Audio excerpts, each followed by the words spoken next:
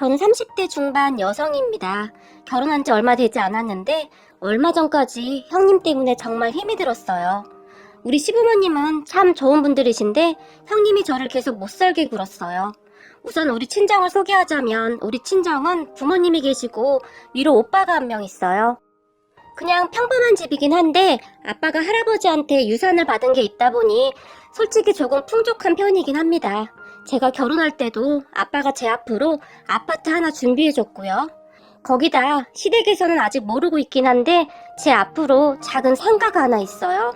거기서 나오는 월세도 있어서 사실 저는 돈이 조금 풍족한 편입니다.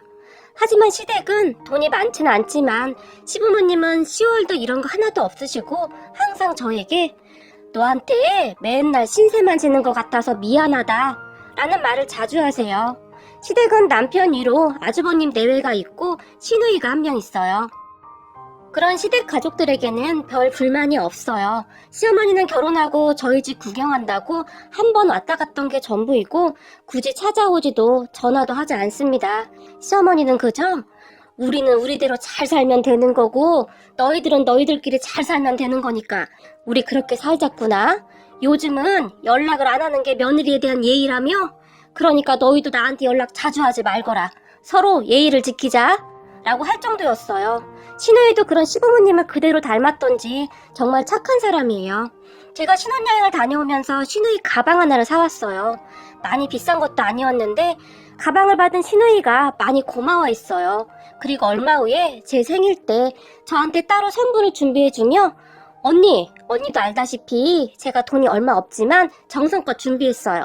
그때 그 가방 받은 거 너무 미안해서요. 라고 말을 할 정도였어요. 그런데 저는 시누이가 열심히 골라준 스카프가 그렇게 고맙더라고요. 그냥 시누이의 마음이 느껴졌거든요. 나이도 저와 동갑인데 시누이는 항상 저에게 그렇게 깍듯할 수가 없었어요. 제가 보기에 시댁 가족들은 심성이 다 그런 듯 했어요. 그런데 문제는 형님이었는데요. 형님은 사사건건 저를 못마땅해 했어요. 형님은 친정이 많이 어려운 것 같았어요. 형님의 친정아버지는 어렸을 때 돌아가셨고 친정어머니가 형님과 형님 동생을 어렵게 키웠다고 했어요. 어느 날 시어머니가 저에게 말을 해줬거든요. 너희 형님은 집이 조금 어렵다고 하는구나. 거기다 지금 사돈이 몸까지 안 좋아서 매달 생활비까지 보탠다고 하는데 나도 마음이 안 좋구나. 빨리 건강해지셔야 할 텐데. 시어머니가 걱정스러운 표정으로 말을 했어요. 그리고 남편에게 얼핏 들었을 때는 형님이 친정에 매달 50만 원 가량을 보낸다고 하더라고요. 처음에 저는 그런 형님이 대단하다는 생각을 했어요. 그런 형님을 보며 풍족하게만 살아온 제 자신을 돌아보기도 했으니까요. 하지만 형님은 매사 저에게 시비를 걸어댔어요. 그런 형님으로 인해 참 피곤할 수밖에 없었는데요. 제가 신혼여행을 다녀오면서 가방을 사서 형님도 드렸거든요. 그런데 가방을 받은 형님은 아유, 이 가방이 도대체 얼마짜리야? 이 가방 가격이 우리 집 한 달 식비는 되겠다. 나는 그냥 현금으로 주지. 가방을 받자마자 형님이 거침없이 말을 했어요. 그 말을 듣고 있던 시누이가 큰새 언니는 가방이 마음에 안 드나 보네요? 가방 마음에 안 들면 저 주세요. 나는 엄청 마음에 드니까. 라고 큰 소리로 말을 했어요. 그렇네요. 딱히 마음에는 안 들지만 나중에 중고로 팔든지 하면 되죠 뭐. 형님이 다시 말을 했어요. 그런 형님의 말에 당신은 무슨 말을 그렇게 해? 제수씨가 정성스럽게 준비해왔는데. 아주버님이 발끈하며 말을 했지만 내가 뭐 먹고 살기도 힘든데 내가 지금 이런 가방이나 들고 다닐 때가 아니잖아? 그러니까 줄 거면 그냥 현금으로 주지. 형님의 막말은 계속되었어요. 그런 형님을 아주버님이 데리고 나가버렸는데요. 그 모습을 보고 있던 시부모님의 입에서는 깊은 한숨이 새어나왔어요. 괜히 끼어들어 일이 더 커질까봐 꼭 참고 있는 듯해 보였어요. 단지 시어머니가 둘째야, 첫째가 사는 게 워낙 팍팍하다 보니 저러는구나. 네가 이해 좀 해다오. 내가 대신 사과하마. 정말 미안한 표정으로 저에게 말을 했어요. 하지만 형님은 그 뒤에도 사사건건 저에게 시비를 걸어왔어요. 우리 부모님이 차를 바꾼다고 기존에 타던 차를 저에게 줬는데요. 중고였지만 얼마 되지 않은 차여서 거짐 새 차나 다름이 없었어요. 그러다 보니 제가 타던 차를 중고차 시장에 내놓을까 하다가 전에 시누이가 차가 필요하다고 했던 말이 얼핏 생각이 나서 전화를 했어요. 아가씨, 제 말 기분 나쁘게 듣지 마시고요. 저 이번에 아빠가 타던 차 가지고 가라고 해서 가지고 왔거든요. 근데 전에 아가씨가 차가 필요하다고 중고차 알아보신다고 했잖아요. 혹시 괜찮다면 제 차 타실래요? 제가 타던 거라 괜찮을 것 같아서요. 제가 신우이에게 정말 조심스럽게 물었어요. 이게 어떻게 보면 굉장히 기분이 나쁠 수도 있잖아요. 제가 친언니도 아니고 올케니까요. 하지만 신우이는 항상 긍정적인 사람이었기에 진짜요? 진짜 그래도 돼요? 근데 언니 차 꽤 비싼 거잖아요. 중고차 가격도 비쌀 텐데? 언니도 알다시피 내가 주머니 사정이 좀 그런데 혹시 할부로 될까요? 라고 물어왔거든요. 그런 신우이에게 아니요. 제가 그냥 드리면 안 될까요? 물론 제가 아가씨 성격 잘 알지만 이번은 그냥 받아주세요. 아가씨가 항상 잘해주셔서 제가 늘 감사해서 그래요. 그리고 새 차도 아니잖아요. 제가 아가씨에게 오히려 부탁까지 하면서 말을 했어요. 하지만 아가씨는 아니에요. 내가 좀 나눠서라도 돈은 꼭 줄게요. 근데 언니 덕분에 나도 좋은 차 한번 타보겠네요. 신우이는 그저 신나 보였어요. 제 친구들을 보면 이런 경우 신우이들이 그냥 공짜로 가져가려고 하는 사람들이 많다고 하던데 우리 신우이는 모든 것을 정확히 했어요. 그리고 신우이는 그 뒤에도 중고차 시세를 알아보더니 매달 돈을 보내왔어요. 아가씨 괜찮은데 제가 난감한 표정까지 지으며 말을 했지만 언니가 워낙 착해서 내가 물론 언니를 참 좋아하지만 내가 진짜 붙은 사람이잖아요. 서로 조심해야죠. 나는 언니랑 사이좋게 지내고 싶거든요. 이라며 활짝 웃기도 했어요. 신우이는 그렇게 저에게 일부는 목돈으로 줬고 나머지는 조금씩 갚아나갔어요. 시댁 가족들은 제 돈에 별로 관심도 없었고 다들 그냥 열심히 사는 사람들이었거든요. 그러던 어느 날 시댁의 가족들이 다 모인 자리에서 형님이 신우이의 차가 바뀐 것을 보며 아가씨, 차 바꿨어요? 형님이 아가씨에게 물었어요. 그 말에 신우이가 네? 제가 작은 언니한테 차를 할부로 샀거든요. 근데 이제 얼마 안 남았네요. 라며 신우이가 활짝 웃으며 말을 했어요. 하지만 그 모습을 가만히 지켜보던 형님이 차요? 전에 동서가 타던 차요? 그거 꽤 비싼 차 아니었어요? 그걸 받았다고요? 놀라서 물었어요. 그런 형님과 아가씨의 말을 가만히 듣고 있던 제가 아니요. 저는 그냥 드리고 싶었는데 아가씨가 굳이 돈을 주더라고요. 쑥스러운 표정으로 말을 했어요. 그 말을 듣던 시아버지가 당연하지. 그게 이치에 맞는 법이지. 아주 잘했다. 라고 말을 했고요. 그런데 우리의 대화를 가만히 듣고만 있던 형님이 돈 많다고 또 돈 자랑했나 보네? 동서는 자랑할 게 돈밖에 없어? 시댁 가족들을 다 돈으로 매수하려고 하나 보네? 라는 말을 했어요. 그 말에 저뿐만 아니라 가족들이 다들 깜짝 놀라서 서로서로 얼굴만 바라보고 있었어요. 순간 어떤 반응을 보여야 하는지 그저 난감했거든요. 그런 형님을 보고 있던 아주버님의 얼굴이 순식간에 새빨개졌고 무슨 말을 하려고 했는데 언니 무슨 말을 그렇게 하세요? 신우의 말이 더 빨리 나와버렸어요. 아니 제가 뭘요? 맞는 말이잖아요. 동서 들어온 뒤로 모든 것을 다 돈으로 해결하잖아요. 이래서 돈 없는 사람들은 맨날 서러운 거예요. 형님이 화가 잔뜩 난 표정으로 말을 하더니 곧바로 짐을 챙겨서 나가버렸어요. 그런 형님을 보며 재수씨 죄송해요. 저 사람이 왜 저러는지 모르겠네요. 정말 죄송해요. 아주버니 급히 따라 나가면서 말을 했어요. 하지만 형님은 매사 저에게 불만투성이었는데요. 결혼하고 나서 제 첫 번째 생일날 시부모님이 용돈으로 50만 원이나 주셨어요. 적은 돈도 아니었고 너무 감사했어요. 신우이도 정성껏 생일 선물을 챙겨줬고요. 저는 그러한 마음이 정말 고마웠어요. 사실 우리 친정은 돈이 많긴 했지만 다들 바빠서 이런 아기자기한 것은 없었거든요. 그래서 정말 감동을 받았었는데요. 얼마 뒤 시어머님 생신 때 제가 고마운 마음에 시부모님께 각각 50만 원씩 용돈을 드렸어요. 제가 더 드려도 많다고 안 받으실 거 알기 때문에 그렇게 드렸는데요. 시부모님은 오히려 50만 원을 저에게 다시 돌려주셨어요. 너무 많다고요. 대신에 다 같이 맛있는 밥을 먹자고 하면서요. 그렇게 시댁 가족들과 식사를 하러 갔는데 시부모님이 회를 좋아하셔서 우리 부모님이 자주 가던 횟집으로 가게 되었어요. 횟집 사장님과도 잘 알고 지내던 터라 사장님이 특별히 음식도 신경 써줬고요. 시부모님이 정말 좋아하셨고 신우이도 진짜 너무 맛있다. 회가 너무 신선해요. 바다에서 바로 잡아온 회 같아요. 라고 말을 할 정도였어요.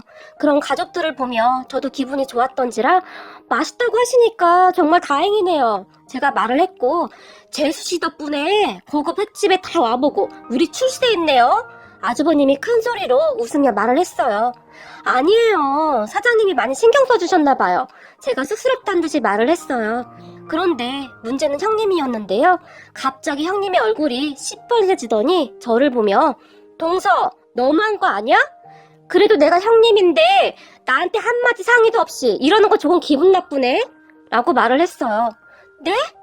어떤 것을 말씀하시는 건지 깜짝 놀란 채 제가 형님을 바라봤는데요. 시부모님 용돈 말이야. 나랑 상의해서 같이 드려야지. 동서만 그렇게 드리면 내 체면이 뭐가 되겠어? 지금 나 무시하는 거야? 형님이 저를 보며 마치 따지듯이 말을 했어요. 그런 형님을 보며 제가 난감한 표정을 지었는데요. 동서, 계속 돈 많다고 티내고 그러는데 사람이 그러는 거 아니야. 돈이 많을수록 더 겸손해야 하는 거 아니야? 형님은 그렇게 말을 하고 나서 또다시 나가버렸어요. 하지만 이번에는 아주버님이 따라 나가지도 않았는데요. 나갔던 형님이 룸으로 다시 들어와서는 당신 안 나오고 뭐해? 라며 소리를 질렀어요. 나? 난 안 갈 건데? 아주버님이 귀찮다는 표정으로 말을 했어요. 뭐? 당신 도대체 누구 편인 거야? 라며 형님이 다시 빽 하고 소리를 질렀는데요. 언니, 여기 언니 혼자 있어요? 제발 예의 좀 지키세요. 그리고 작은 언니 잘못한 게 뭐가 있어요? 용돈도 그냥 성의껏 하면 되는 거지. 저도 부모님한테 20만 원밖에 안 드렸어요. 우리 부모님이 그런 거 상관하시는 분들도 아니고 도대체 왜 매번 이러시는 거예요? 오늘 우리 엄마 생신이신데 꼭 이래야 해요? 신우이가 형님에게 화까지 내면서 말을 했어요. 그렇게 식사는 엉망이 되어버렸고 형님이 씩씩거리면서 나가버렸어요. 그런 형님을 보며 형 빨리 따라가봐. 이럴 때 남편 옆에서 잘 챙겨줘야지. 우리 남편이 말을 했지만 나도 몰라. 하루 이틀도 아니고 스트레스 받아서 못 살겠어. 그리고 솔직히 나도 기분 나쁘기도 해. 처갓집 형편이 안 좋아서 매달 50만 원씩 보내는 건 나도 이해해. 그렇잖아. 어려우니까. 그런데 오늘 엄마 생신인데 이런 날은 조금 더 신경 써주면 내가 얼마나 좋겠어? 봉투에 10만 원 넣는 것도 벌벌 떨더라. 이게 말이야. 돈이 없는 건 그냥 그럴 수 있는데 네 향수 행동하는 게 좀 그렇잖아. 아주버님이 답답하다는 표정으로 말을 했어요. 그리고 얼마 후 시부모님은 집으로 가셨고 우리끼리 맥주 한 잔씩을 더 했는데요. 술을 조금 마시던 아주버님이 사실 오늘 드린 10만 원도 말이야. 우리 와이프가 너무 많은 거 아니냐고. 한 5만 원만 드리면 안 되냐고 하더라고. 그 말 듣는데 진짜 정남이가 뚝 떨어지더라. 우리 부모님 같은 시부모가 어디 있다고 참 너무하다 싶더라고. 다시 답답하다는 표정으로 말을 했어요. 그때 저는 문득 알았던 것 같아요. 형님은 매사 그냥 제가 싫었던 것 같아요. 질투였다고 하기도 뭐했고 아무튼 그랬던 것 같아요. 그렇게 시어머님 생신날 집으로 돌아간 아주버님과 형님이 정말 박이 터지게 싸운 모양인데요. 아주버님의 말에 따르면 그날 바로 따라 나오지 않았다고 난리를 쳤다고 했으니까요. 형님은 그렇게 매사 신경질적이었어요. 그런 형님을 보며 제가 안 그랬는데 요즘 들어 왜 그러는지 모르겠구나. 시어머니가 안타까워하기도 했고요. 그리고 우리는 그런 형님과 마주치지 않는 것이 상책이라고 생각하고 되도록이면 마주치지 않으려고 노력을 했어요. 그러던 어느 날 퇴근을 하고 집으로 돌아온 남편이 자기야, 형수님 어떻게 보면 참 불쌍하다? 라며 말을 꺼냈어요. 형님? 왜? 아주버님이랑 또 싸웠대? 아니, 그게 아니고 아까 형이 전화가 왔는데 한숨만 쉬고 있더라고. 왜? 제가 놀라서 물었는데요. 형수님 어머님도 건강이 계속 안 좋으셨잖아. 그런데 형수님 동생도 지금 몸이 많이 안 좋은가 봐. 아직 젊은 사람인데 어떡하냐? 남편이 안타깝다는 듯이 말을 했어요. 저는 그런 남편에게 왜? 어디가 어떻게 안 좋은데? 라고 물었어요. 형수님 아버님이 암으로 돌아가셨다는데 원래 암이 유전이 잘 되나 봐. 지금 대장암이래. 형수님 지금 초주검이 다 되어 있다는데 어떡하냐? 아무것도 못 먹고 그냥 울기만 하고 있다는데 가만히 보면 형수님 인생도 참 딱하긴 하다. 그러니까 자기한테 더 숨술 부리는 거 아닌가 싶기도 해. 평생을 그렇게 고생을 하면서 사는데 계속 되는 일이 없잖아. 그냥 나도 마음이 안 좋네. 남편이 정말 속상한 듯이 말을 했어요. 저도 그런 남편의 말을 들으니 마음이 좋지는 않더라고요. 생각해보세요. 저는 살면서 고생이라는 것을 해본 적이 단 한 번도 없잖아요. 모든 것을 부모님이 다 해줬으니까요. 그런데 형님은 도저히 나아질 기미가 안 보였으니 제가 미워 보일 수도 있었겠다 싶었어요. 물론 그동안의 형님의 행동이 다 이해가 되진 않았어요. 저는 절대 형님의 입장이 될 수가 없을 테니까요. 하지만 그냥 정말 힘이 들었었겠구나 그런 생각이 들면서 가슴이 너무 아프더라고요. 그렇게 저는 다음날 시댁으로 갔고 어머님, 형님 동생분 말이에요. 많이 아프다고 하던데 보험 같은 건 들어놨나 모르겠어요. 치료비도 꽤 들 텐데요. 시어머니에게 물었어요. 보험이 어디 있겠냐? 하루 벌어 먹고 사는 사람들인데 그렇지 않아도 내가 돈 좀 마련해서 갖다 줬다. 치료비에 보태라고. 그런 시어머니 얼굴에 근심이 가득해 보였어요. 어머님, 그래서 말인데요. 형님이 워낙 예민해서 제가 형님한테 말은 못하겠고 수술비랑 이것저것 제가 좀 도와주고 싶은데요. 제가 시어머니의 눈치를 잔뜩 보며 말을 했어요. 이게 말이죠. 저는 그냥 아무 생각 없이 하는 행동들이 상대방에게는 상처가 될 수도 있다는 생각이 조금씩 들기 시작했거든요. 네가? 네 형님이 너한테 그렇게 못되게 굴었는데 너는 그런 마음이 들어? 라면 시어머니가 저에게 물었고 맞아요 어머님. 저도 그런 형님한테 기분이 나쁘지 않았다면 거짓말인데요. 그냥 형님과 제 입장을 바꿔서 생각을 해보면 형님 입장이 이해가 되기도 해요. 그리고 제가 좀 창피해지기도 했어요. 저는 부모님 덕분에 참 편하게 살았구나 그런 생각도 많이 들었고 제가 그동안 호의라고 베풀었던 것들이 상대방에게는 기분이 나쁠 수도 있었겠구나 그런 반성도 많이 했어요. 제가 시어머니의 눈을 바라보며 조용히 이야기를 했어요. 아니다. 너 같은 애가 어디 있겠니? 사돈들을 보면서 내가 단번에 알아봤다. 사돈들 인품이 말이야. 말로 설명해서 뭐 하겠니? 그런 부모님 밑에서 자랐으니 바르게 잘 자란 거지. 네 맘 씀씀이가 참 기특하구나. 예쁜 것. 이라며 시어머니가 제 손을 덥석 잡았어요. 그리고 저는 시어머니와 저만 아는 비밀로 하고 형님 동생분의 수술비와 치료비를 시어머니에게 건넸어요. 어차피 병원비 결제는 아주버님이 하는 것이라 문제가 될 것도 없었고요. 그런데 얼마 후에 둘째야, 네 덕분에 수술도 잘 됐고 회복도 아주 빠르다고 하더구나. 참 고맙다. 네가 그리 마음을 써주니 더 잘 된 것 같구나. 라며 눈물까지 흘리시면서 시어머니가 말을 했어요. 그 말을 듣는데 저도 그렇게 반가울 수가 없더라고요. 얼마나 다행이던지 저까지 눈물이 날 정도였으니까요. 그러던 어느 날 형님에게 전화가 걸려왔어요. 동서, 나야. 라고 말을 하던 형님이 잠시 침묵했는데요. 네 형님, 동생분 병문안도 못 가보고 죄송해요. 제가 그런 형님에게 얼른 말을 했어요. 혹시나 형님 기분 상할까봐 따로 병문안도 안 갔거든요. 그런 제 말을 듣던 형님이 동서, 내가 나이를 헛먹었다. 나보다 어린 동서는 이리도 생각이 깊은데 라며 말을 채 잊지도 못한 채 울먹이기만 했어요. 그런 형님에게 아니에요 형님. 동생분 많이 좋아졌다는 소식은 어머님께 듣고 있었어요. 라며 제가 말을 했는데요. 동서, 나 지금 동선의 아파트 앞 커피숍이거든. 잠깐 나올 수 있겠어? 형님이 여전히 울먹인 채 말을 했어요. 그리고 제가 급히 슬리퍼만 신은 채 커피숍으로 뛰어갔는데요. 커피숍에 앉아있던 형님이 급히 뛰어나온 저를 보더니 성큼성큼 저에게 다가와서는 아무 말도 없이 그냥 저를 꼭 끌어안아 주었어요. 그런 형님을 보며 저는 그저 어리둥절한 채 가만히 있었는데요. 잠시 후에 자리에 앉은 형님의 얼굴은 눈물 범벅이었고 동서, 정말 고마워. 어머님께 다 전해들었어. 어머님이 그러시더라. 동서가 혹시나 나 기분 나빠할까봐 비밀로 해달라고 했다고. 그런데 얼마 전에 어머님이 내 손을 꼭 잡으면서 나한테 그러더라. 첫째야, 둘째를 바라보는 네 마음을 내가 왜 모르겠니? 둘째가 그냥 천진난만해서 네 입장에선 얄미울 수도 있었겠지. 안 그렇냐? 그런데 말이다. 네 동서 말이야.